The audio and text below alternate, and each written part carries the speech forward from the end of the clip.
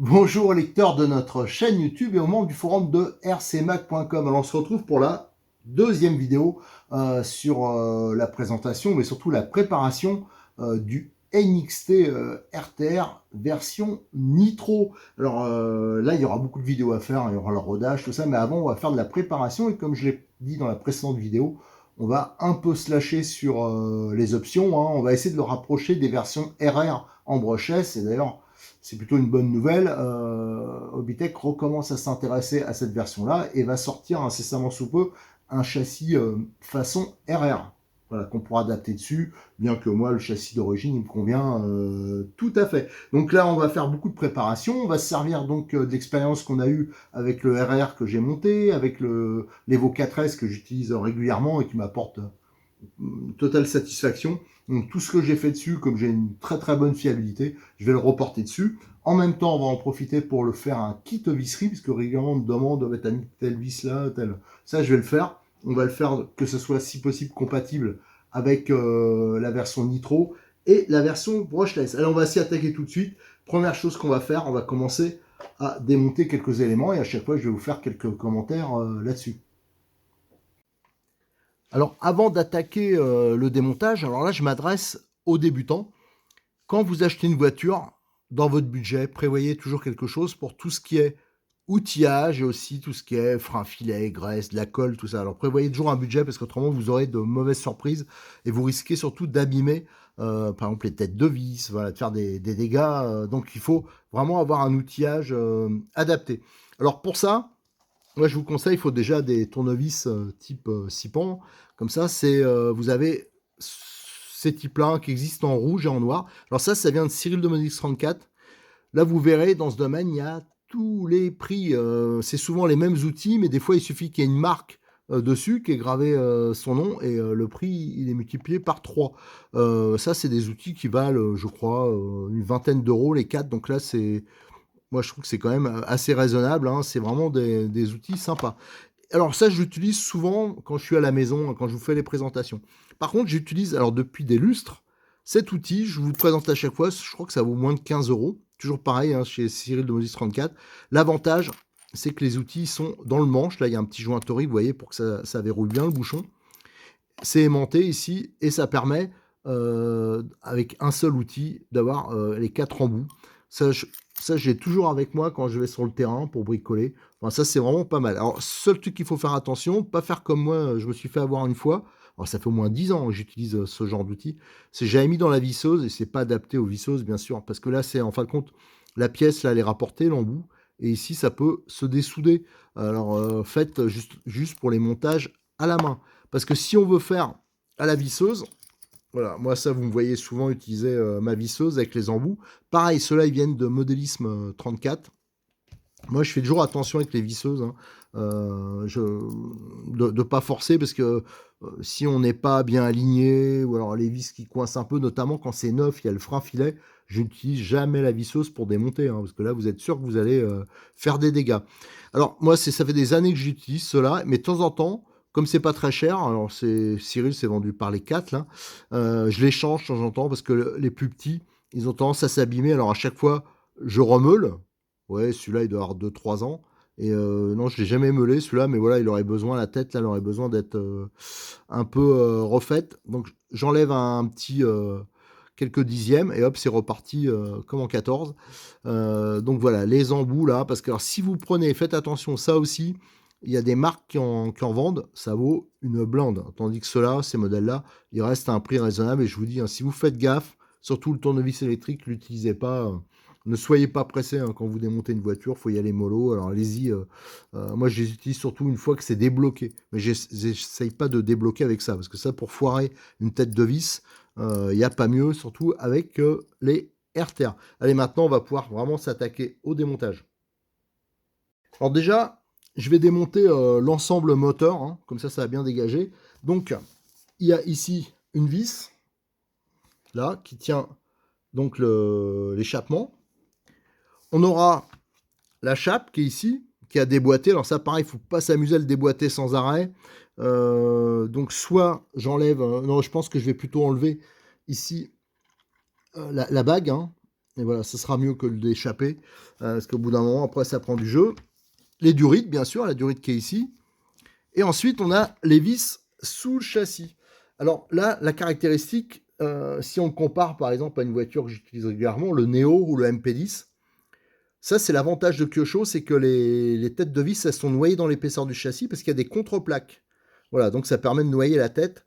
Tandis que là, ça c'est le cas de malheureusement beaucoup de marques, hein. Il y a Mugen, je crois X-Ray, enfin la plupart des marques ils utilisent ce système. Donc il y a un fraisage dans l'épaisseur du châssis. Bien sûr, bah, ils ne peuvent pas faire un fraisage énorme, hein. Donc on a des vis avec des têtes plates qui sont pas très épaisses. Alors là, attention d'utiliser les bons outils et d'y aller mollo. Là, je crois que c'est une clé de 2.5 parce qu'il faut qu'elle soit en bon état. Et ça, c'est le genre de vis qu'il faut mieux avoir d'avance. Ça, je verrai, je vais voir si j'en mettrai pas d'avance dans le kit visserie. Parce que ça, si on le foire pour démonter après, on est obligé avec une Dremel, par exemple, de faire une fente. Enfin bon, c'est un peu galère. Donc, c'est le seul truc que j'aime pas au niveau de la fixation du moteur. Mais ça, malheureusement, à part Kyosho, tous les autres, ils font comme ça. Alors, je vais démonter ça. On enlève le moteur et après, je reviens vers vous. Alors le moteur est démonté.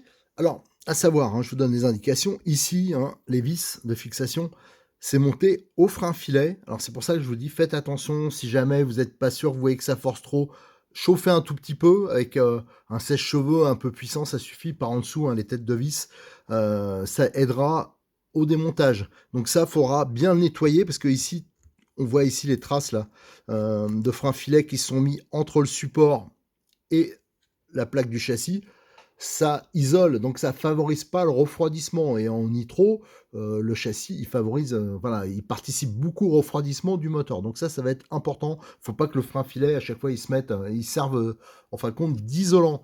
Là, la durite, tiens, mais je l'ai pas fait, mais il faudra mettre une petite vis ici, hein, pour pas que, des deux côtés, pour pas que les saletés rentrent dans le tube, hein. Ça, faut que je pense à le faire. J'ai pas une vis à proximité, bon, c'est pas grave. Faudra, ou alors les joindre aussi, comme ça. J'ai un petit outil pour ça, j'ai un petit truc qui permet de le faire. Qu'est-ce qu'il faudra faire? Là, on voit le réservoir, hein, j'en parlais, ça va falloir vraiment l'assouplir parce que le montage est beaucoup trop rigide. Alors, pour le reste, que je vous montre, ça, je le mets de côté. Alors, je vous indique, quand vous démontez comme ça une voiture, hein, pensez à prendre des petites boîtes. Là, j'ai pris des petits tiroirs. Et à chaque fois, chaque étape de montage, je mets les vis qui correspondent dedans. Là, c'est le petit ressort de la commande, la bague. Je fais ça pour m'y retrouver et surtout c'est ça qui va me servir aussi pour le kit visserie. Mais si vous êtes débutant ou même pas débutant, quand on démonte, il faut toujours faire attention, surtout si on démonte la voiture de A à Z. Ensuite, le moteur, là, le bloc moteur est démonté. Plus tard, on le dépouillera, hein, le bloc au niveau d'embrayage, tout ça, au niveau de l'échappement. Mais ça, pour l'instant, c'est pas la première urgence, hein. La première urgence, je veux tout démonter. Et la première chose qu'on va vraiment faire, ça sera au niveau des différentiels. On préparera les différentiels. Alors on voit l'échappement, là il y a un ressort. Moi ce que je ferais notamment c'est que je doublerais parce qu'il y a deux trous. C'est vrai que l'échappement est pas mal, hein. Les supports moteurs on voit qu'ils sont réglables, hein, donc on peut l'avancer ou le reculer. Là on voit qu'il y avait du frein filet, hein, qui s'était mis, donc ça c'est la partie isolante. Voilà, autrement ici faudra, j'enlèverai le fil parce que je referai la fixation et pour les photos aussi, et faudra mettre du sopalin histoire qu'il n'y ait pas de petites saletés qui puissent rentrer, hein, parce que là ça peut, hein, c'est pas bouché, je pense pas. Voilà, j'ai pensé à boucher, voilà, là on le voit, hein, c'est ça qu'il faut que je fasse sur la voiture. J'ai mis un petit morceau de durite avec une vis et ça empêche que des impuretés puissent rentrer le temps qu'on fasse nos bricoles sur l'arrivée d'essence. Alors ça, c'est démonté. Maintenant, ce qu'on va décortiquer, on va passer au reste. Alors au niveau du réservoir, hein, j'ai fait un petit repère ici, on le voit, parce qu'on voit que ça frotte sur la vis, les plaquettes de frein, hein. Donc ça va falloir déjà, faudra le régler, je pense, parce que là il y a un peu trop de jeu. Donc là on va voir s'il y a la matière pour faire une petite encoche, hein, parce que ça vraiment c'est embêtant. C'est ça qui empêche, voilà, qui bride en partie. Donc tout ça va falloir on va le démonter. Je vais démonter déjà le réservoir, hein, donc il y a 2 vis, hein. On va le démonter et après par la suite, je verrai comment, assouplir ça. Mais ça, c'est pas vraiment un gros problème. Allez, on le démonte et on va regarder d'un peu plus près ce réservoir. Alors le réservoir est démonté. Alors les supports sont, balèzes, hein, donc ils sont assez rigides et on voit ici alors tiens, on le voit bien, hein, les guides de plaquettes d'ailleurs, tiens, qui est pas hyper droit. Faudra que je regarde ça. Et on a le petit ferrodo, le pseudo ferrodo, hein, c'est pas du ferrodo, hein, et la plaquette métal, hein, et ici, je pense qu'on peut gagner un peu. Il y a quand même pas mal de jeux. Ça, faudra l'ajuster. Alors, si on regarde le réservoir, on va voir comme ça, le réservoir, il est plutôt pas mal. Le ressort est vraiment puissant, hein, ça ferme bien, c'est bien étanche. On a le filtre à l'intérieur, hein, qui est intégré. Ça, c'est une très bonne chose. Alors d'ailleurs, on peut voir qu'on peut inverser le sens du bouchon. Regardez, il y a une petite protection ici, hein, pour éviter que ça aille, que les saletés, enfin le carburant plutôt, il soit sur les plaquettes. Qu'est-ce qu'on a? On a, alors là, vous voyez, hein, je l'ai relié, hein, la pressu, hein, ça c'est pour le rendre, éviter que les saletés aillent dedans, hein, sur les prises. Alors ça, c'est plutôt pas mal. C'est qu'ici, il y a le passage, hein, pour les durites. Ça, c'est un très bon point. On en profitera aussi pour ajouter un filtre à essence, hein, pour donner un peu de volume, une petite réserve de carburant, parce que c'est vrai que d'origine, hein, c'est relié directement au carbu. Alors c'est simple, mais par contre c'est facile donc à aspirer le carburant, c'est vrai que c'est mieux. Mais par contre, dès qu'on se renverse, là, le moteur, il va désamorcer. Et désamorcer un moteur, c'est jamais bon parce qu'il va tourner à sec à un moment. Et voilà, on évite toujours de tomber en rate d'essence, hein. Ça, c'est pas bon pour le moteur, pour la lubrification. Et en plus, c'est pas pratique, hein, quand on est débutant ou même quand on s'entraîne. On fait des gamelles et si c'est pour caler tout de suite, c'est pas top. Alors disons le réservoir, je trouve qu'il est plutôt pas mal, même s'il est assez, je dis, donc s'il manque de jeux, alors ça on verra comment on peut faire. Et ici il y a une graduation, hein, ça c'est pour calculer un peu son autonomie, hein, ce qui reste comme carburant. Allez, maintenant on va pouvoir passer à la suite. Je pense que la prochaine étape pour moi, hop, j'en regarde, on va un peu s'intéresser à tout ce qui est platine radio, le bloc radio, on va le démonter. Alors notamment, on va regarder tout de suite, mais si mes souvenirs sont bons, hein, ce que j'annonçais dans la préparation. Alors, vous voyez, ce qui est pas mal chez eux, c'est que le bouchon, les couvercles, hein, ils tiennent donc par des fixations un peu rapides comme ça. Alors ça, il faudra un peu l'ajuster pour que ça se démonte plus facilement. Voilà, ici, en métal avec des circlips. Et voilà, ça c'est très bien. Il y a une batterie. Alors ça, c'est vraiment le plus, hein, quand j'avais fait le comparatif des TT 1/8 Nitro. Ça, c'était vraiment le plus, parce que moi, je trouve que c'est beaucoup plus sérieux de livrer. Alors, il faudra acheter le chargeur, bien sûr.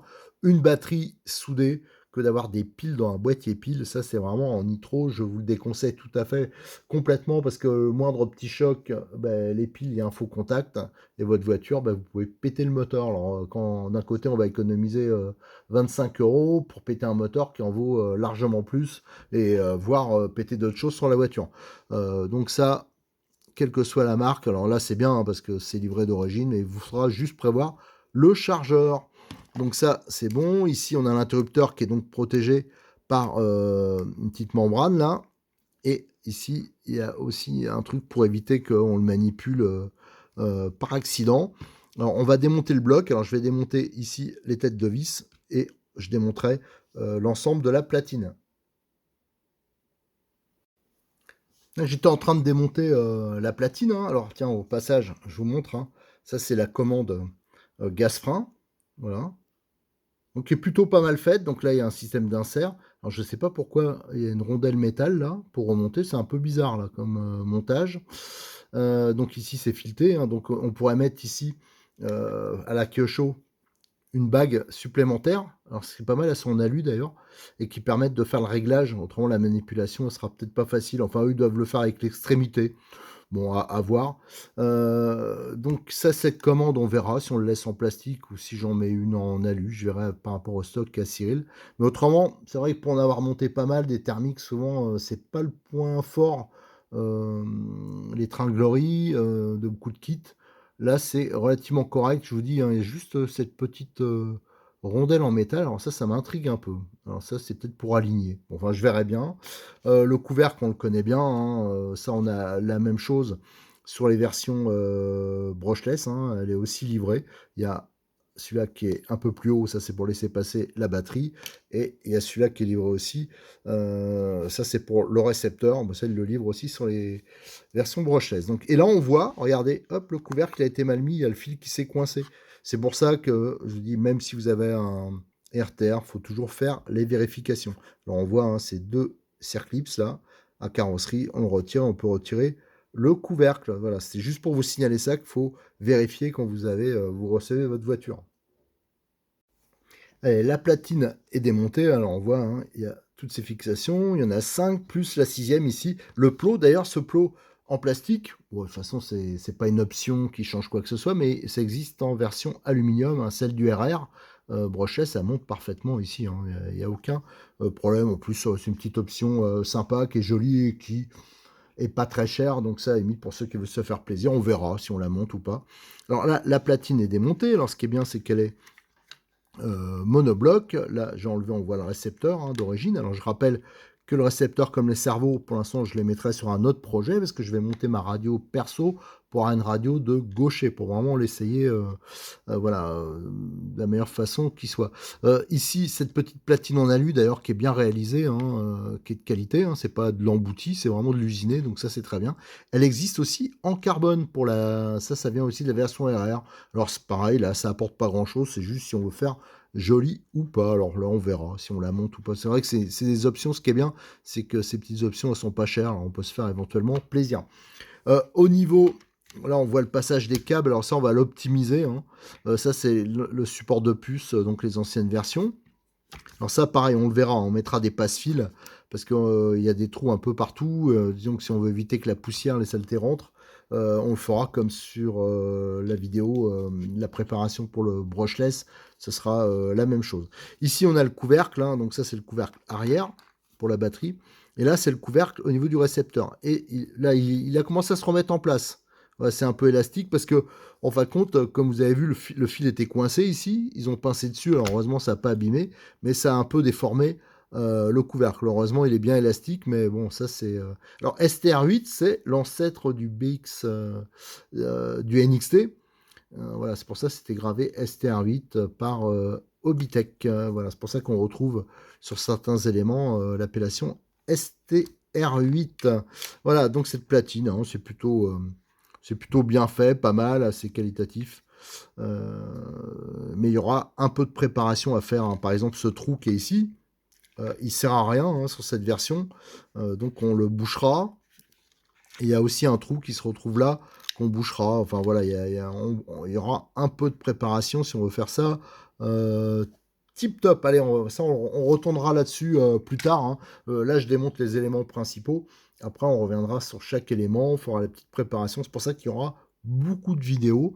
Parce que ça va être assez long. Parce que je veux vraiment rentrer dans les détails. Alors maintenant, on va passer au démontage des amortisseurs. Alors là, c'est assez simple. Donc on a des knee-stop en haut, une rondelle, et en bas, une vis tête bombée. Voilà, donc je vais les démonter et on va voir si les amortisseurs ils sont bien remplis. De toute façon, ceux-là, je les connais par cœur, j'en ai monté pas mal, et franchement, je les trouve plutôt pas mal. Alors, les amortisseurs sont démontés. Alors tiens, on va en parler des amortisseurs. Moi, je les trouve très bien. D'ailleurs, c'est ceux-là que j'ai choisi pour monter sur le Kyosho Neo. Là, je suis en train de vous préparer des évolutions du Kyosho Neo. Et j'ai pris ceux-là parce que déjà, ils sont pas chers. C'est les moins chers du marché. Ils sont équipés de petits soufflets qui sont vraiment tip-top, qui montent sur plein d'autres amortisseurs. Et voilà, ils n'ont rien à envier à la concurrence. Et pour du RTR, c'est plutôt des amortisseurs haut de gamme. Il y a la petite bague là sur le bouchon. Les supports, pareil, on peut le monter sur d'autres voitures parce qu'ils sont vraiment bien, les supports en acier, surtout le prix, quoi. Quand on regarde le prix, il y a des marques, j'ai regardé, c'est 4 fois le prix par rapport au support à ceux-là. Et ici, il y a une empreinte un peu, voilà, une forme un peu de rotule. Donc ça veut dire que ça permet avec la bague, voilà, on a une petite amplitude là, ça permet de l'aligner, enfin voilà, de ne pas avoir de point dur. Voilà, donc ces bouchons, ils ont un défaut, Alors moi, ça m'est pas arrivé, mais j'ai déjà vu, je l'ai vu notamment à la Gatoise, j'ai fait une photo. Je rappelle qu'on a une rubrique qui s'appelle les bonnes casses, hein, sur le forum, où je mets toutes les casses que je trouve. Alors, il y a des trucs assez marrants des fois, des casses moteurs. Il y a une rubrique, c'est les casses moteurs, là, c'est les casses électroniques, enfin les varios qui crament, tout ça, mais aussi les casses mécaniques. Et là, c'est au niveau ici, il n'y a pas beaucoup de matière au niveau de l'épaisseur du bouchon là, et j'en ai vu un qui s'est arraché ici. Et ça, j'ai demandé à Cyril, hein, je lui demande à chaque fois que je présente une voiture, qu'est-ce que tu vends, est-ce que tu vends beaucoup de pièces, telle ou telle pièce pour telle ou telle voiture, et il m'a dit qu'il a une demande régulièrement sur les bouchons, donc ça doit arriver, voilà. C'est le seul défaut que je trouve. Là, au niveau, il m'a dit qu'il vendait de temps en temps, mais toutes les marques, c'est comme ça, des coupelles. Je crois qu'il y a un sachet où il y a l'échappe ici, les coupelles. L'échappe, je pense, moi, ça m'est jamais arrivé. Pourtant, il y a longtemps qu'on utilise cette voiture. Je pense que c'est que si on serre trop loin, ça, toutes les voitures, c'est comme ça. Si vous serrez, vous allez au contact avec le filetage, ça met en pression en fin de compte le plastique et là ça peut péter. Donc pour ça qu'il faut jamais serrer jusqu'au bout. Voilà, mais autrement, moi j'ai jamais eu de souci avec ça. Au niveau de la fixation ici, il faudra penser, ça on le verra, hein, mais là ça rentre parfaitement libre, mais c'est pas le cas sur tous. Là aussi, c'est toutes les voitures c'est pareil, il faut toujours s'assurer que ça soit bien libre. Déjà, ça vous assurera un montage et un démontage bien plus facile. Allez, maintenant, ce qu'on va démonter, c'est les supports et après on arrêtera la vidéo sur ce démontage là. Alors là, ça tient par 4 vis pour l'avant. La fixation de la carrosserie est directement fixée dessus, ça on le modifiera aussi. Là il y a des inserts, donc ça c'est très bien, ça permet de régler la hauteur du triangle, ça c'est un bon point, hein, pour régler la géométrie. D'ailleurs je vous ferai, même si j'ai pas des connaissances extrêmes, parce que ça m'a jamais vraiment intéressé les réglages, mais c'est vrai que c'est important, je vous ferai des vidéos à l'occasion sur les réglages. Et ici pareil, ça tient sur, je pense, 4 vis aussi. Allez, je vous démonte ça et après je vous montre ces pièces.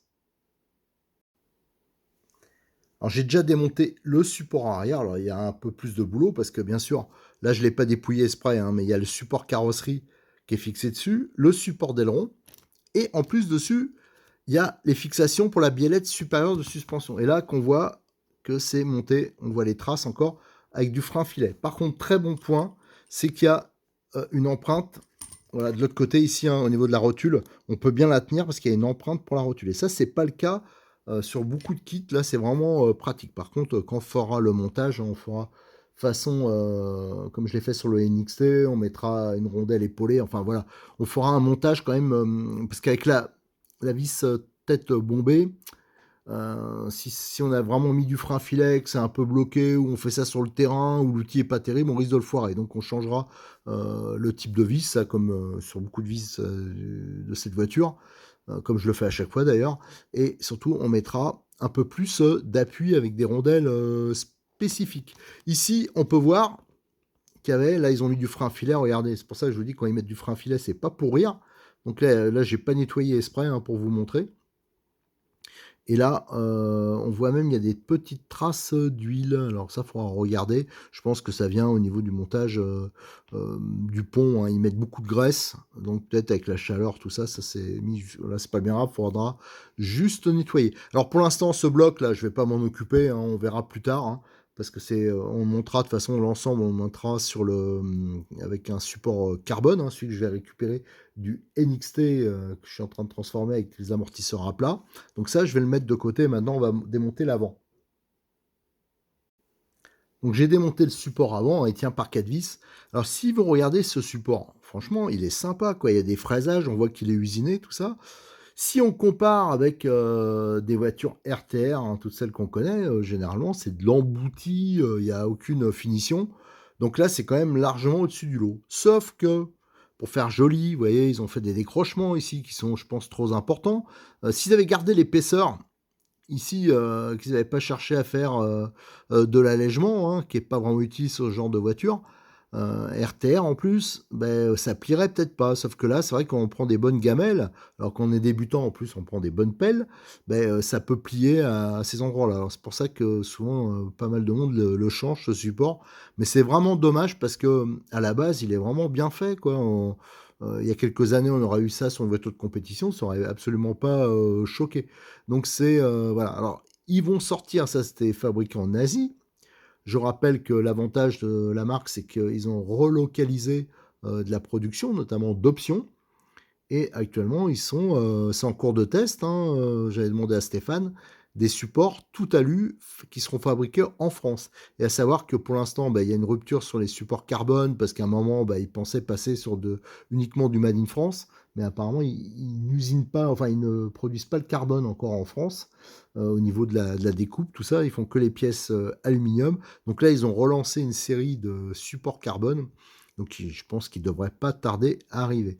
Mais donc ce sera intéressant à un moment de comparer donc l'option support alu classique avec l'option support carbone. Donc là, vous voyez hein, l'emplacement des inserts. Enfin voilà, donc il y a vraiment tous les réglages qu'on peut retrouver sur une voiture de compétition. Alors à noter quand même que même si là il y a des inserts, avec la platine d'origine en plastique, il n'y a pas d'insert de ce côté-là. Il faut avoir la platine option pour avoir le réglage, mais de toute façon je vous le montrerai parce que cette platine option, je la montrerai. Et d'ailleurs c'est une platine qui est fabriquée en France et qui est beaucoup moins chère que toutes les autres platines des autres marques qui sont pourtant fabriquées en Asie. Voilà, donc on a fini pour l'instant hein, cette étape. Hein. Déjà, on a bien avancé dans le démontage. À chaque fois, j'ai essayé de vous expliquer, de donner quelques explications. Et surtout, j'ai fait toutes les photos. Donc, vous le retrouverez sur le forum de rcmac.com. Alors, je vous dis, hein, il y a toujours un décalage entre mes photos. C'est très long à faire, c'est très long à traiter. Il faut faire les textes, tout ça.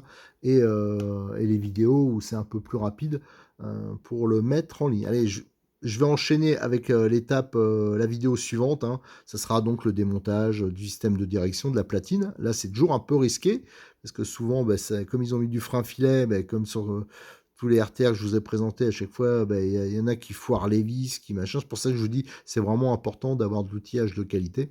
Donc, on va regarder ça et en plus, ça, on le modifiera.